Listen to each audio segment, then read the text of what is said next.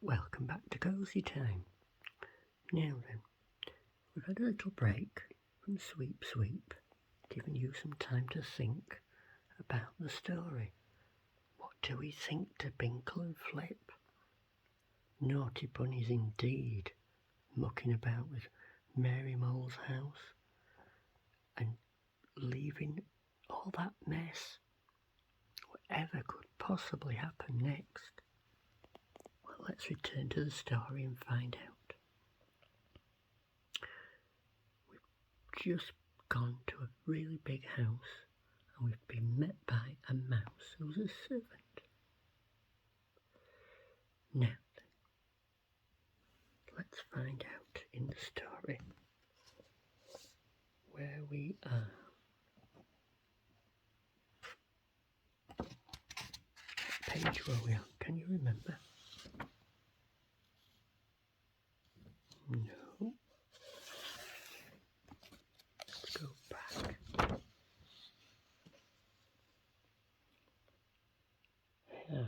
There we are, look.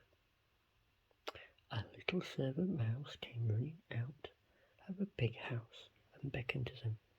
Hi, hi, she called. Sweep, sweep. Binkle and Flip went up to her. Oh, she said, disappointed. I thought you were brought back as a sweep. He was supposed to be coming to our house this morning to sweep the chimneys, but he hasn't come. Can we do them instead? Said Binkle politely. I saw Brock Badger fast asleep off Hazel Road this morning, so I expect he's forgotten. At that moment, the mistress of the house, Binny Badger, came out. Where's my cousin Brock? She said. I always let him sweep the chimneys because he's my cousin. Still, perhaps you better come and do it. If Brock can't remember, he must go without the job. Come on. She led the way down indoors. Flip and Binkle followed, grinning at each other. Binny took them into the big drawing room. Dust sheets covered the furniture and everything was ready for the sweep. She left them there, and they began to unpack the poles and brushes once more. I'm going to sweep the chimney this time, said Binkle firmly. We can't have any awful mess like the last time. All right, said Flip. I'm sure I don't want to sweep. It's a nasty, dirty job. He sat down on the chair and to watch Binkle. Binkle was very busy. Up the chimney went the brush, and the pole after pole was fitted and neatly on. Soon there was, very few poles left. I wonder if the brush had reached the top of the chimney yet, said Binkle, suddenly with a sigh. It's jolly hard work, pushing and pushing, and it gets harder and heavier. Each time I fix another pole on. How do you tell if the brush has reached the top, do you suppose, Flip? Because I don't know, said Flip. Perhaps if I went outside and looked, I could see if the brush was sticking out of the chimney. No, you mustn't do that, said Binkle. Pushy Squirrel might happen to come along and see you, and then she would get into a row. He fixed another pole and pushed. Oh dear, he sighs. I do wonder if he's at the top yet. It'd be so silly if the brush was sticking ever so far up into the air, wouldn't it, Flip? Then Flip had an idea. Can I go up on the roof and see? He said. I expect there's a skylight up in the attic somewhere that I can just squeeze through. Yes, there's a fine idea, said Binkle. pleased. Go up now, Flip. So Flip made his way upstairs and soon came to a little chair underneath. He stood on it, opened the skylight. Then he climbed through it, and there he was on the roof. Goodness, said Flip, holding on to a chimney that was nearby. What a lot of them. Now I wonder which chimney Binkle's sweeping. He looked carefully all around, but none of the chimneys seemed to have a brush sticking out.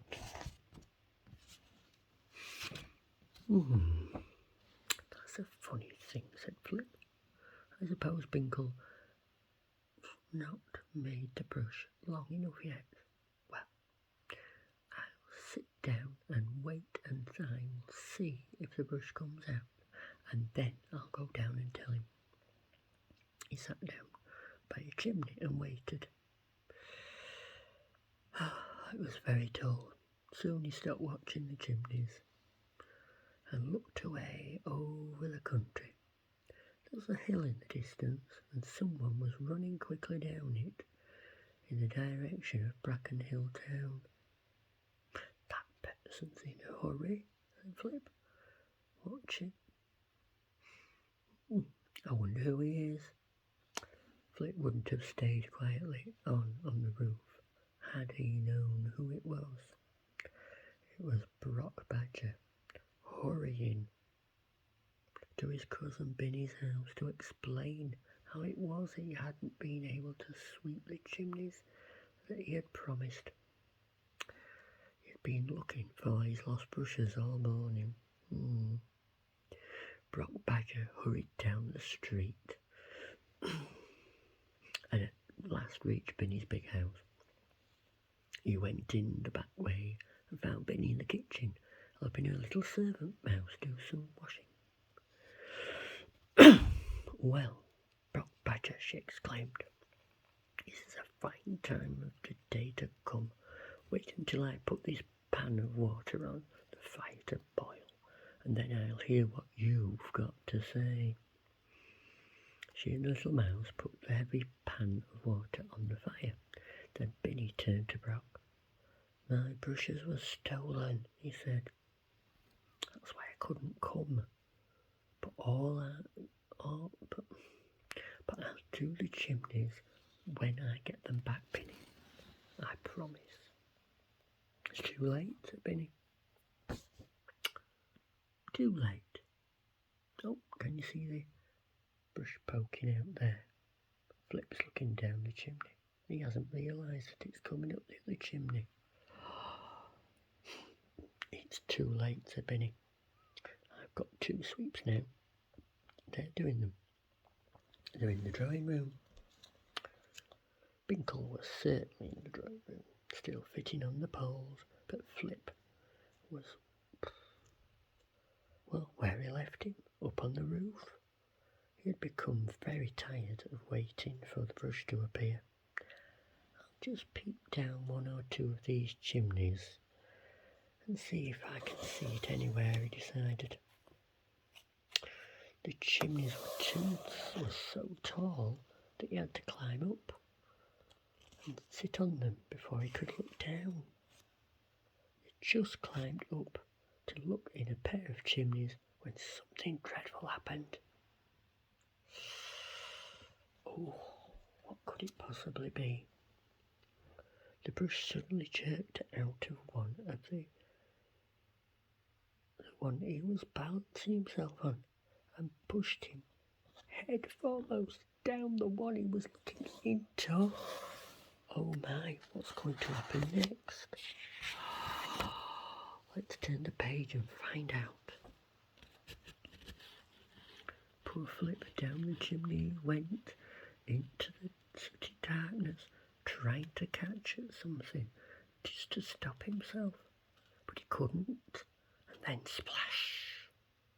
He'd fallen straight into the pan of water that Binny had put on the kitchen fire. Splutter, splutter, what to do there was. Binny and the little mouse shrieked and ran behind the door. Brock jumped up in amazement and hauled the poor choking Flip out of the pan. "What do you mean by this?" he demanded sternly. You're paid to sweep chimneys, not to fall down them like that." Flip blinked his eyes open and saw Brock. "Oh, he cried, "oh," thinking Brock had found out.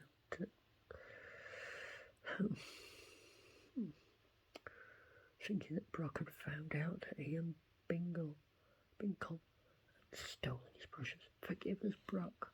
We didn't mean to take your brushes." Oh, said Brock, taking hold of Flip by the scruff of his neck. "So it was you two, was it? Where's Binkle?" "In the dining room, I suppose." Now, Binkle had heard this to do in the kitchen, and creeping out, he had seen poor Flip captured. He knew he would get caught next, so he determined to run whilst he had the chance. He raced out of the front door, straight into the arms of Wily Weasel, the policeman. Mary Mole was with him too. When she found out what a dreadful mess the two of them had left in her house, she went straight to Wily, told him all about it. He promised to find the scamps for her, and just as they were walking down the road making inquiries, Mary had seen the brush sticking out of Binny's chimney pot. "So, of course," she said, and Wily rushed up to the front door just in time to catch Binkle. The two rabbits cried and said they were terribly sorry, but Wily said he knew their wicked ways and he had to take them off to lock them up. He gave them a little... Why? No, he didn't. He gave them a good spanking. And made them clean Mary Mole's house from top to bottom.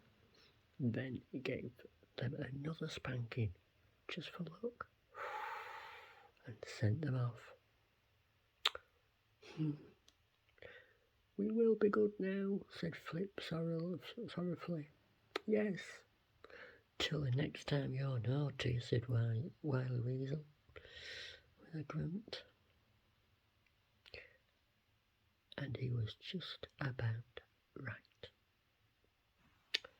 Well, what did we think to that then? That was Swee-ee-eep by Enid Blyton from The Adventures of Binkle and Flip, the Naughty Bunnies. You can comment in the comment section. You can pop a like if you like. You can subscribe for free. Or if you'd like, you can share this story and part 1 with family and friends. So, from Louis Bear, from his friend Paolo Polar Bear, and from me, the storyteller, I'm going to say bye for now.